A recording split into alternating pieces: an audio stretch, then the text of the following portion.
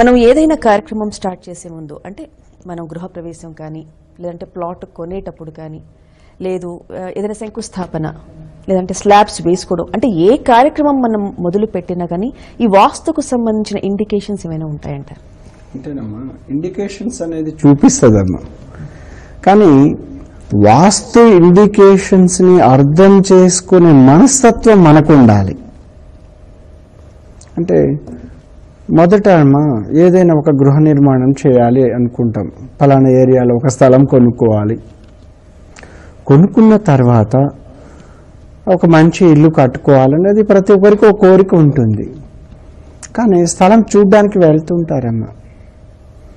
కొంతమంది ఏంటంటే 2-3 ప్లాట్లు ఉన్నాయని అనుకుని అక్కడికి వెళ్తుంటారు, చూస్తుంటారు. కానీ మనకు నష్టం జరిగేది ఉందనుకోండి, ఇంట్లో నుంచి బయటికి వెళ్ళగానే కొన్ని ఇండికేషన్స్ ఇస్తుంది. కరెక్ట్.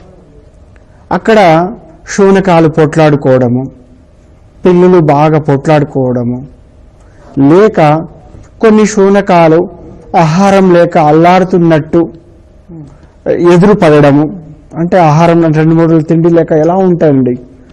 ఇలాంటి మనకు కొన్ని శకునాలు మనకు వస్తాయి, ఇండికేషన్స్ వస్తుంటాయి.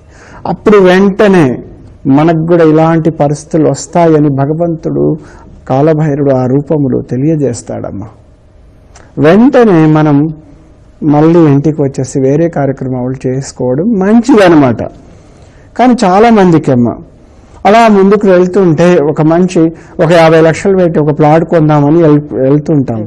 కానీ అక్కడ 50 లక్షలు ముఖ్యం కాదండి. ఒక 100 సంవత్సరాలు మన కుటుంబానికి అది యోగించాలి. అక్కడ ఒక 2 కార్లునో ఒక డీసీఎమో ఒక వెహికల్ ఏదో ఒక చిన్న ప్రమాదం అయింది మనం వెళ్ళే ముందనుకోండి, వెంటనే వెనక్కి తిరిగి రావాలి ఆ కార్యక్రమం. అది ఎంత మంచి ప్లాట్ అయినా వదులుకోండి అంటాను. ఇవాళైతే అమ్ముడుపోతుందంటే వేరే వాళ్ళు కొనేస్తారని చెప్తారు. కానీ మన ఇండికేషన్, మన ఇల్లు వాస్తుకు ఉంటే మనం ఆ కొనటానికి వెళ్ళేటప్పుడు మనకు కొన్ని ఇండికేషన్స్ ఇస్తుంది. దాన్ని గుర్తించాల్సిన బాధ్యత మనకుంది. అందుకేనమ్మా వాస్తు విజయం గ్రంథంలో నేను రాశానమ్మా, ముందు మాటల్లో రాశాను నేను. ప్రతి మనిషి అత్యధిక సమయం గృహంలోనే గడుపుతుంటాడు. ప్రతి ఒక్కరు కోరుకున్నది సుఖము, శాంతి, సౌకర్యము, అభివృద్ధి కోరుకుంటారు. ఇవి కోరుకోకుండా ఎవరూ ఉండరు. అలాగే అపజయాలు, మనోవేద, కష్ట నష్టాలు ఎవరు కోరుకోరమ్మా.